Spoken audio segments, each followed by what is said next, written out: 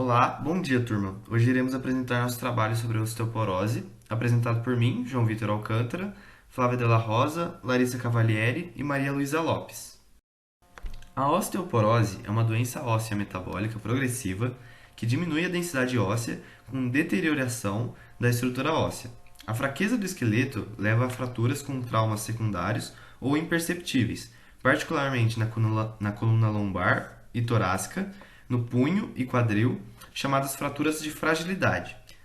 Tais fraturas ocorrem por traumas menores do que o esperado para fraturar um osso normal, sendo elas quedas da própria altura da pessoa, ou menos, e quedas do leito.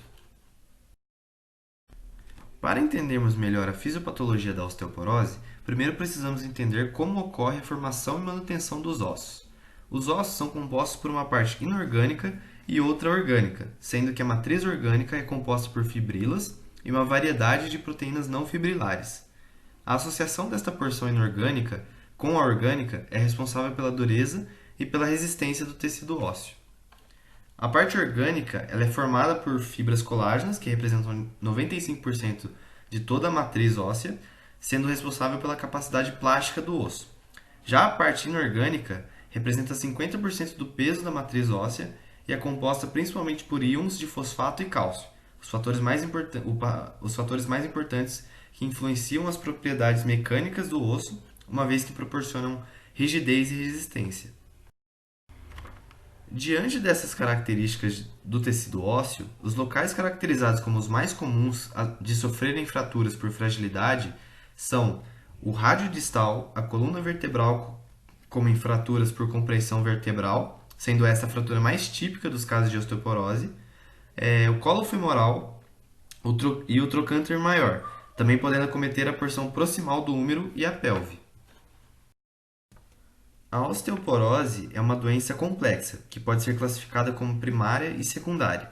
A primária acomete 95% das mulheres e 80% dos homens, sendo relacionada à menopausa nas mulheres e à idade nos homens, podendo estar atrelada à insuficiência gonódica também. A diminuição da ingestão de cálcio, baixos níveis de vitamina D, alguns fármacos e o hipertireoidismo também são fatores relacionados à perda óssea. O principal mecanismo da perda óssea é o aumento da reabsorção óssea, que resulta em diminuição da massa dos ossos e deterioração microarquitetural, sendo que em alguns casos a formação óssea ela é prejudicada nesse processo.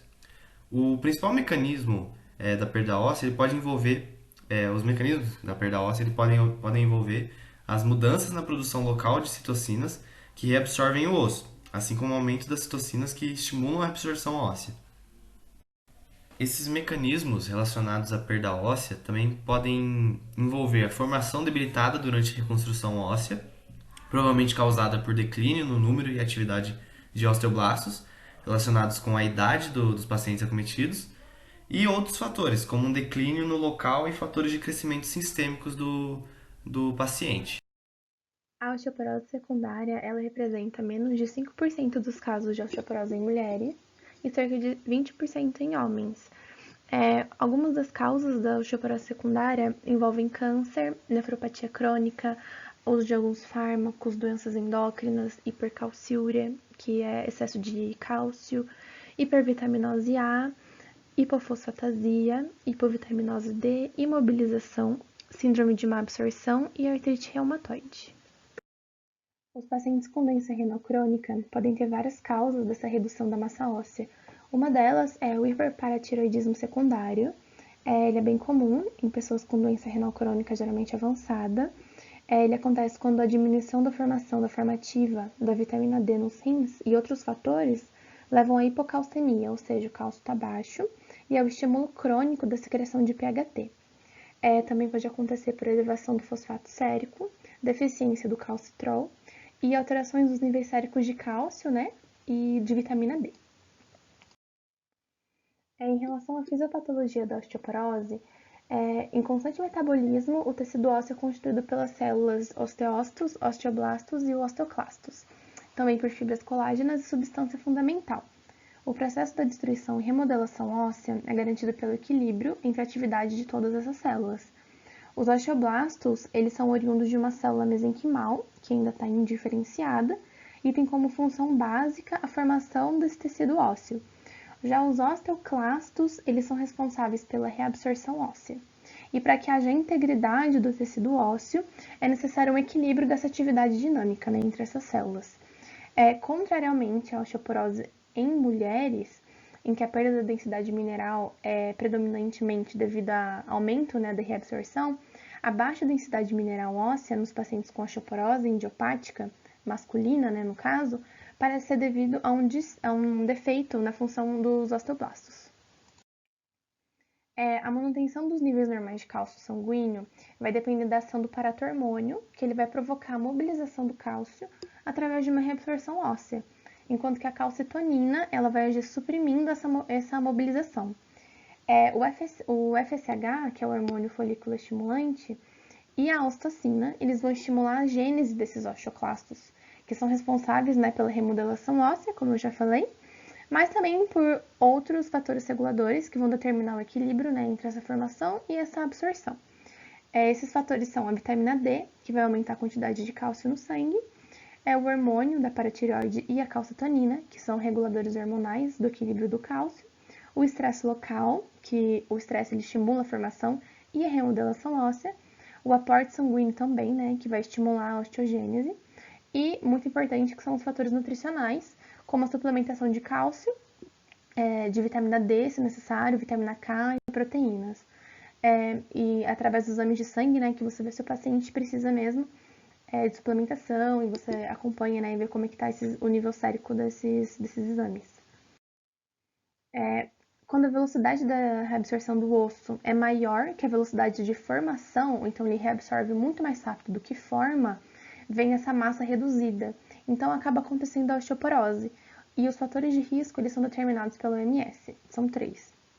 A idade avançada, o menor índice de massa corporal e de densidade mineral óssea, que foi o que eu acabei de explicar, e história progressiva de fraturas também. E com a osteoporose, os ossos eles vão se tornando cada vez mais porosos, eles ficam quebradiços e bem frágeis. E dessa forma eles se fraturam com facilidade.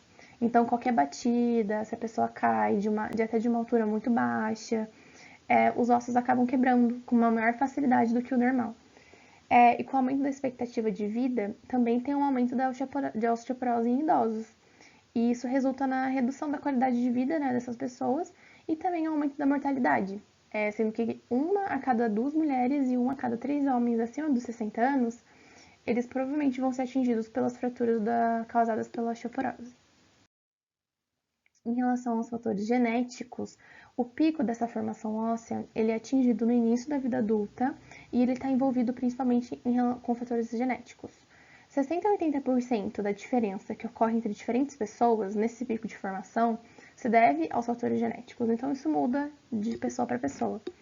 Esses indivíduos com presença de mutação nesses sítios específicos para o gene VDR apresentam maior prevalência e incidência de fraturas e maior perda óssea, maior perda dessa massa óssea. Então esse gene está diretamente ligado a isso. No entanto, não há uma concordância completa sobre esse gene, né? Ainda tem poucos estudos em relação a isso.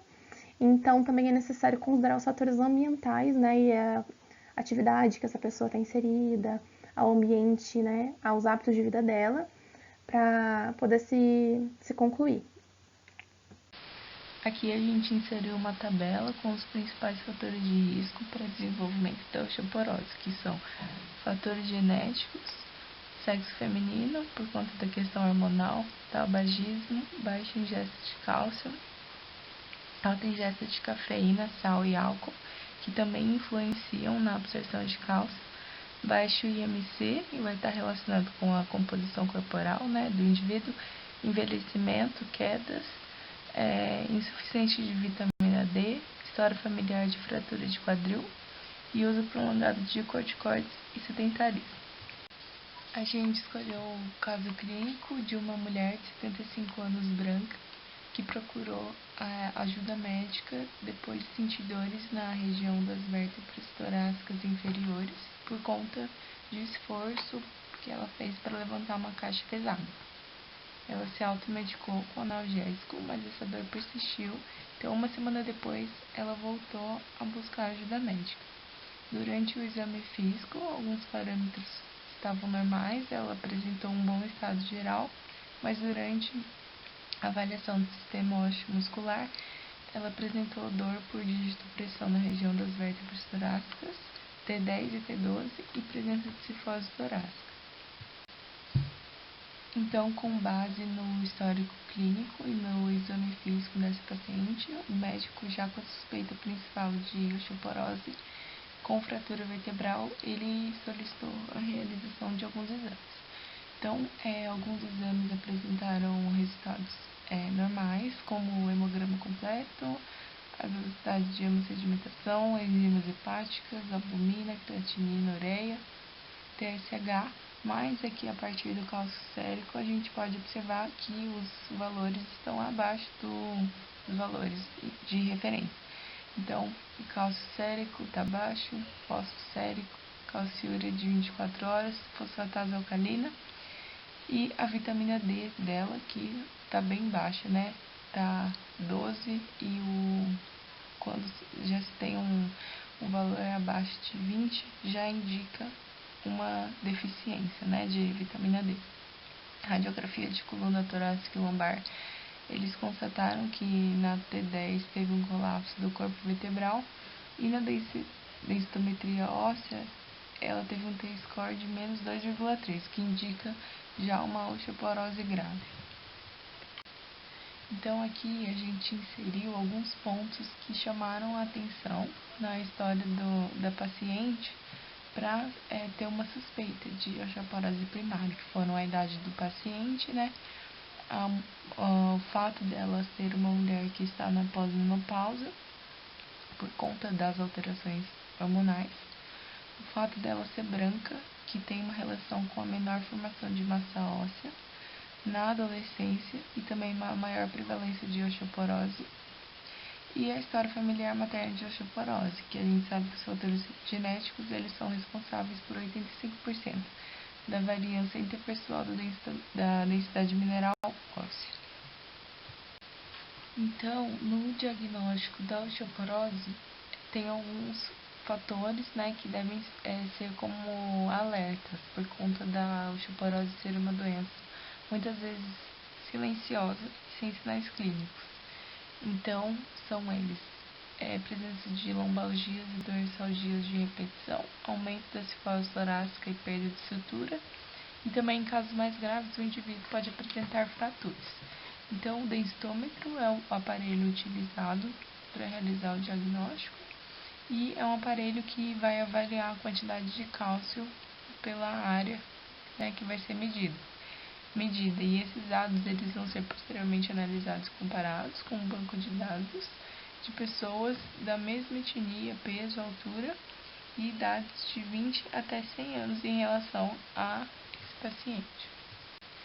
Então, ainda falando sobre o densitômetro, ele funciona a partir da geração de um duplo feixe de raio-x que vai atravessar a região do corpo do paciente, né, e vai fazer essa avaliação da quantidade de cálcio. Quando não se tem fatores de risco, o ideal é realizar uma primeira avaliação densitométrica em todas as pessoas com mais de 65 anos de idade e nas mulheres de 50 anos que tiveram menopausa precoce. Então, de acordo com a Organização Mundial da Saúde, a melhor forma de prevenção da osteoporose é fazer uma prevenção desde o nascimento e durante toda a vida. Então, optar por um estilo de vida saudável, né? Quanto mais precocemente, maiores serão os ganhos em densidade mineral óssea. Realizar uma dieta correta, né? Baseada na ingesta de cálcio, vitamina D e proteína, que possuem efeito benéfico na aquisição de massa óssea também. E em estudos recentes realizados com mulheres na pós-menopausa, eles observaram que o uso de vitamina D e produtos lácteos enriquecidos com cálcio e o aumento na ingestão de proteína não ocorreu perda da densidade mineral óssea desses pacientes. Então, na prevenção e no tratamento da osteoporose, a gente tem que usar substâncias que precisam diminuir a atividade dos osteoclastos ou aumentar a atividade dos osteoblastos, que são os tratamentos anabólicos e anticatabólicos. Então, os anabólicos que vão estimular os osteoblastos são atividade física, vitamina D, cálcio e calcitriol, esteroides anabolizantes, hormônio de crescimento, paratormônio, seu derivado, que é a teriparatida e o ranelato de estrógeno. Já no caso do tratamento anticatabólico, que vai inibir a ação do osteoclasto, são utilizados a atividade física, o cálcio associado ao calcitriol, os metabólitos ativos do calcitriol, as terapias de reposição de estrógeno e reposição hormonal, os estimuladores seletivos dos receptores de estrógeno, os bisfosfatos e a osteoprotegerina e o renelato de estrógeno.